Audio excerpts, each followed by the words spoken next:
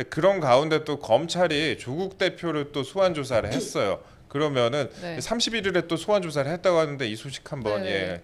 근데 이게 또 그 문정부에서 조국 대표가 그 민정수석이었으니까 당연한 그 수순일 수는 있잖아요. 근데 네. 어떤 부분을 물었던 겁니까? 이거 아마 뭐 이상직 의원과 이상직 의원이 중진공 이사장이 임명되는 과정 전반적으로 물은 것 같은데 좀 예. 특이한 거는 보통 이제 끝판왕을 부르기 전에 그 전왕을 불러요. 뭐 대통령이 있으면 전왕이 비서실장이에요. 예. 비서실장 아래에 각종 수석들이 쫙 있습니다. 민정수석, 인사수석 쫙 있어요.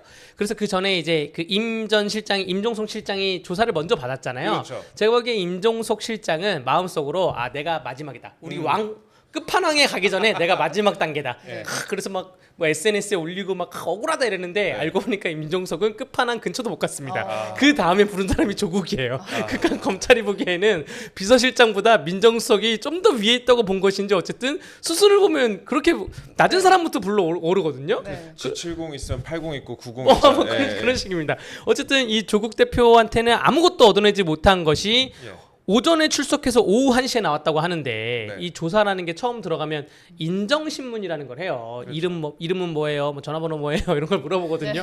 근데 이게 누구나 물어봐야 돼요. 아무리 유명한 사람이라 하더라도 네. 물어봐야 됩니다. 절차죠. 네, 절차를 다 해야 맞아요. 되는 것이고 네. 그런데 3시간 만에 나왔다는 거는 뭐 초기에 아예 진술 거부를 했다고 저는 보여집니다. 진술 거부를 해가지고 설득 과정이 있었던가 아니면 검찰이 질문지를 다 만들어놨을 텐데 빨리빨리 수사하려고. 그렇죠. 그런데 이 모든 질문지에서 한 5번 6번 질문하다 보니까 그냥 모르겠다 거부하겠다 반복되니까 뒤에 거 그냥 통으로 그냥 거부한다라고 해서 빨리 나온 것처럼 보여집니다. 이게 네. 3시간 20분이면은 사실 조사 그 거부합니다. 그 질문지가 상당히 많았을 거 아니에요. 네. 그 많은 질문에 대해서 거부합니다라고만 한 다음에 마지막에 무인만 찍고 예, 나왔으면 맞습니다. 그 정도 맞습니다. 딱 될 거예요. 예, 예. 그 진술 하나하나마다 도장을 다 찍어야 되거든요. 예. 한 장 한 장마다. 예. 질문지가 진짜 많긴 했나 봐요. 아, 3시간 나중에 조사 한번 20분이니까요. 받아보면 그렇게 할 수 있어요. 예. 안 가고 싶습니다. 예, 네. 그렇습니다.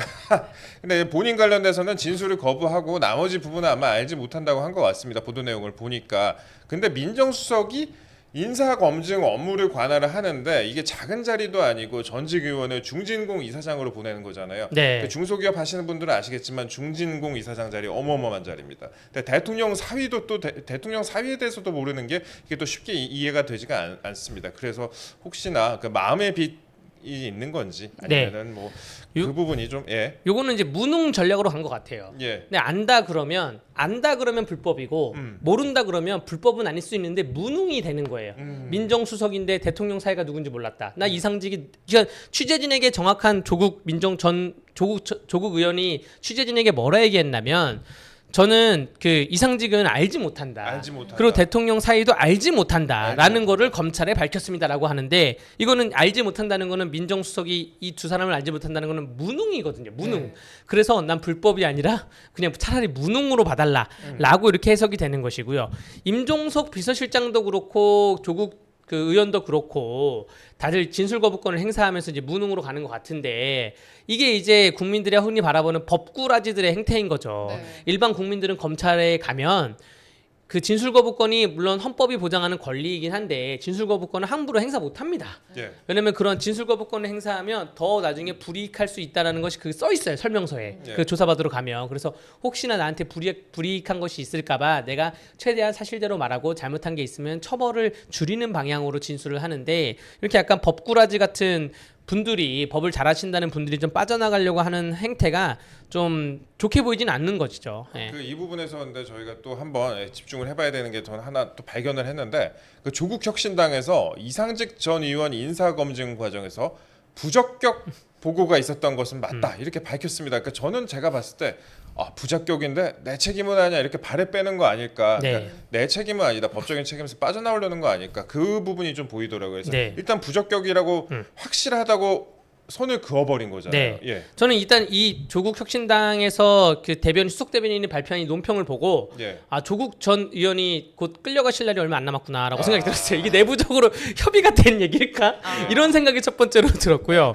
왜냐하면 결국 이 부적격 보고가 있었던 거는 맞다라고 하면 민정수석이 이 부적격 보고를 몰랐을 리가 없어요. 네. 왜냐하면 이거를 뭐 인사수석이 보고를 올리긴 했겠지만 국무회의에서 뭐 얘기가 나올 수도 있고 혹은 뭐 수석들끼리 자리에서 얘기가 나올 수도 있는 것인데 부적격인데 내 책임은 아니야라는 게 이제 성립되기가 좀 이 꼴이 성립되기가 좀 힘들다고 보여지고 여러분들 이제 인사청문회에서 많은 장관 후보자들이 불채택되는 경우가 많습니다. 보고서가 불채택이 돼요. 네. 이거는 부적격하고 불채택은 차원이 달라요. 뭐냐면 인사청문회 불채택은 여당 야당 싸움에서 야당이 무조건 반대를 해서 불채택하는 경우가 많습니다. 예. 그러는 거고 부적격 보고라는 거는 여당 내에서 보기에도 야 얘는 아니야. 청와대 내에서 보기에도 야 얘는 아니야. 야 이상직은 중진공으로 가면 안 돼. 라고 하는 보고서가 계속 올라왔다는데도 불구하고 임명을 강행했다. 임명을 강행한 이유가 뭐냐? 라는 게 이제 뇌물수수라고 뇌물 관련된 거라고 서 씨의 채용 관련된 거라고 검찰은 보고 있고 검찰이 보고 있는 시선에서 이 부적격 보고가 있다고 하니까 이게 더 신빙성이 있는 거예요. 검찰의 약간 수사 라인이 수사 방향이. 그렇습니다. 그러니까 부적격 보고가 있었다고 하니까 결국에는 이거를 끊어낼 것인가 네. 아니면 내가 이걸 안고 갈 것인가 그 중에 이제 선택할 수밖에 없을 것 같아요. 일단 여기까지 그림만 봐서는 네. 일단 그런 것 같고 이 부분도 앞으로 한번 지켜봐야 될 부분인 것 같습니다. 그리고 그럼 비서실장하고 민정수석까지 조사를 했으면 결국에는 이제 뭐 문재인 전 대통령과 문다희 씨 둘밖에 남은 거 아닙니까? 네, 뭐 결제 라인에서는 한 명이 남은 거고 결제 예. 라인에 가족분들도 남았고 예. 당사자는 사실 서모 씨죠. 그렇죠. 서모 씨가 이제 본인이 과연 그 항공사 전무로 갈 정도의 사람이었냐 좀 얘기를 했으면 좋겠는데 지금 문다희 씨와 서모 씨가 지금 이혼했다는 거 아니에요. 예. 그래서 나오기 좀 애매한 것 같은데 제 예를 좀 들어보자면 저는 첫 직장이 국회 대학 졸업하고 첫 직장이 국회 모 의원실이었는데 그 모 의원이 강 씨였어요. 저도 강 씨잖아요. 네. 그 주변에서 친인척으로 간 거 아니야? 이런 오해를 엄청 받았습니다. 네. 심지어 같은 강 씨도 아니에요. 저는 진주 강 씨고 그분은 다른 강 씨인데 그래서 그런 오해를 너무 받아서 주변 사람들한테 제가 썼던 이력서와 자기소개서를 엄청 뿌렸습니다. 막 뿌렸어요. 나 야 이 정도 실력으로 간 거야. 내가 그리고 20살 때 입당을 해서 이 정도의 선거 경력으로 간 거야. 라고 막 뿌렸거든요. 예. 그래서 오해를 해소했는데 서모 씨가 만약에 내가 이스타항공 전무로 갈 정도의 사람이었다는 그러면 본인 이력서와 자기소개서를 공개를 해야죠. 자기소개를 안 쓸 수도 있어요. 헤드헌터를 통해 갔으면. 그러면 어느 헤드헌터를 통해 갔고 어떻게 연락이 왔고 야 내가 게임 회사에서 항공 관련 게임을 만들었는데 항공 지식을 거기서 쌓아가지고 가게 됐다. 뭐 이런 스토리라인을 만들던지 그렇게 서모 씨가 먼저 1차적으로 저는 밝혀야 된다고 봅니다. 보는 것이고 왜냐하면 이혼한 전 와이프긴 하지만 그 이혼한 전 와이프의 집안이 지금 어려움을 겪고 있는 거 아니에요. 그럼 본인이 도와줄 수 있는 부분은 도와주고 아니면 차라리 다 벌 받을 것 같으면 사실대로 고해가지고 처벌 수위를 낮추던가 이제는 반성합니다 라고 하던가 해야 되는 것이고 말씀하신 것처럼 결국 수사 라인의 끝에는 문재인 대통령밖에 없습니다. 지금 검찰에서는 제가 보기에는 이미 지금 아까 돈 문제도 나오고 뭐 네. 보자기에 5천만 원 싸고 제가 보기에는 이미 그 소환 방법에 대해서 고민을 하고 있을 것 같아요. 그러겠죠. 예, 소환을 그 영부인에 대해서는 전 영부인에 대해서 소환한 거는 많이 있습니다. 근데 전 대통령에 대해서도 뭐 많은 조사를 한 적이 있죠. 우리나라 뭐 전두환 대통령 전두환 노태우도 그랬고 이명박 박근혜도 그랬는데 그 전 대통령을 어떻게 조사할지에 대해서는 지금도 논의를 하고 있을 거예요. 이게 왜냐면 그 중앙지검에서는 많이 했었는데 혹은 뭐 옛날 중수부 있을 때, 이 그렇죠. 특수부 있을 때도 많이 했었는데 전주지검이라는 특수성이 좀 있다고 보여지고요. 저는 오늘 검사장님 얘기를 처음 들었는데 예. 이 검사장님이 성격이 그러하다면 방법을 뭐 고려해 불러. 그래서 불러. 그래가지고 부르던가. 보통은 이제 그 인근지에 있는 지검으로 검사를 파견합니다. 부산지검으로. 네, 부산지검으로 예. 전주지검 검사가 파견을 해서 가던가 하는데 불러 뭐 이럴 수도 있다는 그런 고민할 것 같고 조사를 성실하게 받으셨으면 좋겠어요. 예전에 뭐 감사원이 뭐 조사한다고 했을 때 무례하다. 무례하다 무례하다 했다고 하는데 좀 조사를 성실히 받고 본인 지지자들이 있을 거 아니에요. 지지자한테 오해가 있으면 오해 풀어주고 잘못한 게 있으면 내가 실수한 것 같다라고 성실하게 밝혔으면 좋겠습니다. 네, 그렇습니다. 사실 이제 검찰 수사가 또 여러 갈래로 또 되고 있잖아요. 이 지금 전주지검에서 하고 있는 타이 이스타제트, 그러니까 전사위 관련된 수사도 있고, 그다음에 중앙지검에서 뭐 샤넬 재킷 관련된 수사도 하고 있고, 그다음에 타지마을 방문 관련된 수사도 하고 있기 때문에 좀 여러 갈래로 수사가 이루어지고 있다. 그 말씀드리겠습니다. 그리고 저희가 이제 중점적으로 지금부터 다뤄봐야 될 부분인데요. 이제 언론 보도에 따르면 검찰이 문재인 전 대통령에게 직접 뇌물죄 적용이 가능하다고 보고 수사를 진행 중이라고 합니다. 그 직접 뇌물죄와 제3자 뇌물죄의 차이부터 한번 저희가 짚고 넘어가 보도록 하겠습니다. 예. 네, 형법 130조는 제3자 뇌물죄고 형법 129조는 직접 뇌물죄입니다. 예. 제3자 뇌물죄는 공무원 또는 중재인이 그 직무에 관해서 부정한 척탁을 받고 제3자에게 뇌물을 공여하게 하거나 공여를 요구 또는 약속한 때에 처벌받는 거예요. 제3자가 돈을 받는 것이죠. 공무원이 직접 직무를 하면서. 예. 또 근데 129조의 직접 뇌물죄는 공무원이 직무에 관해서 뇌물을 직접 받는 겁니다. 그래서 검찰이 보기에는 아니 그 채용 혜택은 결국 서모 씨가 받은 건데 결국 넓게 보자면 서모 씨의 가족이 받은 거죠. 예. 공무원인 대통령의 공무원의 딸이 혜택을 받은 것인데 그래서 제3자 뇌물죄를 적용하려고 검토 중에 아니 가족 관계인데 이걸 제3자로 봐야 돼? 이런 얘기가 좀 있었을 거예요. 예. 공동체로 봐야 되는 거 아니야? 왜냐면 이 문다희 씨가 또 대통령 그 안가에 들어와 살기도 했기 때문에 그렇죠. 그런 문제가 하나가 있고요. 두 번째는 아까 말씀드렸다시피 결국 실제적인 이득을 본 사람은 문재인 대통령 아니냐. 물론 문다혜와 그 서모 씨 그 집 일가에도 딸의 집 일가에도 뭐 억대의 연봉이 가고 생활비 지원이 가고 했지만 문재인 대통령도 본인이 그 생활비 지원 나는 게 끊김으로써 결국 경제적 이득을 얻은 게 아니냐. 그렇기 때문에 직접 뇌물죄를 적용해야 된다라고 검토를 중에 있다고 그래요. 예. 그럼 검토를 하다가 만약에 명확하지가 않다 이러면 어떻게 해야 되냐면 주의적 공소와 예비적 공소를 할 수가 있습니다. 주의적으로는 제3자 뇌물죄로 공소를 하고요. 예비적으로는 직접 그렇죠. 뇌물죄로 공소하든지. 그래서 판사님한테 판사님 만약에 주의적 공소가 아니면 예비적 공소라도 판단해 주십시오라고 할 수가 있어요. 그런 식으로 해서 혹은 공소 재판 도중에 법리가 확실해져 가지고 증거가 확연해지고 증인신문을 통해서 뭐가 확연해지면 주의적 공소 취소하겠습니다. 혹은 예비적 공소를 취소하겠습니다라고 해서 제3자냐 직접이냐 한 번에 갈 수가 있는 거고요. 여기서 중요한 거는 가장 중요한 거는 제3자 뇌물죄나 직접 뇌물죄 129조와 130조 형량의 차이가 없습니다. 5년 이상 10년 이하로 형량이 똑같기 때문에 형량 똑같다. 예, 그렇기 때문에 거기에 대해서는 형량의 차이가 없기 때문에 검찰이 보기에는 5년 이하의 징역 또는 10년 이하의 자격정지이기 때문에 5년 이하기 때문에 검찰에서 보기에는 어디로 가든 뭐 상관이 없을 것처럼 보여집니다. 네. 사실 이제 공직자 가족이나 제3자가 돈을 받을 경우에 그 유무죄 판단에는 독립생계 여부가 네. 또 쟁점이잖아요. 그런데 문다희 씨는 아까 이제 변호사님 말씀하신 대로 부모로부터 생활비를 지원을 받았고 그러기 때문에 그 이후에 이제 전 사위 그러니까 문다희 씨의 남편이 취직을 한 이후에 생활비가 끊겼기 때문에 독립생계 여부에 대해서는 그러니까 뭐 독립생계가 아니었다라고 볼 수 있는 부분이 수도 있고요. 그 다음에 또 최순실 수사 당시에 경제 공동체 논리가 있었잖아요. 네. 근데 그때는 가족도 아닌데 경제 공동체라고 했는데 당시에 어떻게 얘기했었냐? 삼성에서 정유라가 받은 말 3피를 뇌물이라고 봤거든요. 근데 그때 최순실 씨와 박근혜 전 대통령이 경제 공동체였다 이런 식으로 묶었던 그런 케이스였는데 이런 경우에는 뭐 아예 가족이잖아요. 그렇기 네. 때문에 네. 상대적으로는 그 최순실 때보다 오히려 더 가까울 수 있다. 끈끈하게 이렇게 볼수 있는 맞습니다. 부분이 예. 있을 것 같습니다. 특히 이제 제3자 뇌물죄 같은 경우에는 공무원인 경우에는 공무원이 이제 직무상으로 부정한 청탁을 받았는지 여부를 또 입증해야 되는 부분이 있고, 근데 이제 직접 뇌물죄 같은 경우에는 부정한 청탁을 또 안 받아도 그 부분이 없어도 되는 거니까 좀 더 감명하다 이런 차이가 있는 것 같은데요. 물론 이제 형량 자체가 같기 때문에 어떤 거로 갈지 뭐 선택에 따라 달렸다 그 네. 말씀을 드리고, 아까 이제 주의적 공소와 예비적인 공소 이렇게 기소를 말씀하셨잖아요. 근데 이게 간단히 말씀드리면은 짜장면을 먹고 싶은데 짬뽕도 이렇게 한 짬뽕 국물 정도 이렇게 주는 거예요. 그래갖고 내가 생각해보니까 짬뽕도 먹고 싶었네 하면 이제 짬뽕 국물 먹는 그 정도로 그렇죠. 제가 또 이런 걸 잘하잖아요. 비유가 탁월하십니다. 아, 네. 그렇습니다. 그러면은 이제 아까 직접적인 이익 말씀을 하셨는데 그 문재인 전 대통령의 전 사위 서모 씨의 항공사 취업인의 딸 부부의 생계비 해결이 문재인 전 대통령의 직접적인 이익이다. 네. 그러니까 본인 돈 나갈 건 안 나가게 됐으니까 직접적인 이익이다 이렇게 볼 수가 있는 거란 네. 말씀이시죠? 예. 예, 맞습니다. 근데 그 와중에 이제 딸의 생계비를 그동안 얼마나 부담해 왔는지는 봐야 돼요. 예. 근데 저는 이런 생각도 해봤어요. 예.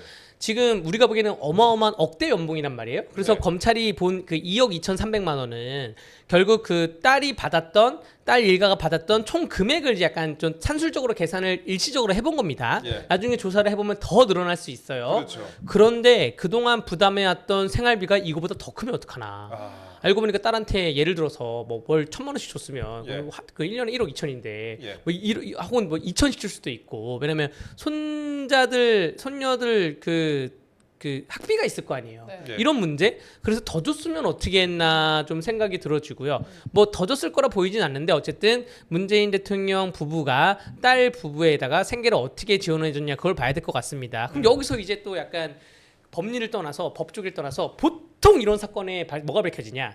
나머지 자식들이 화가 나는 거예요. 나는 왜 뭐 그 딸이 먼저인지 아들이 먼저인지 모르겠어요. 아들이 만약에 아래면 누나만 지원해주고 나는 이게 될 수도 있고요.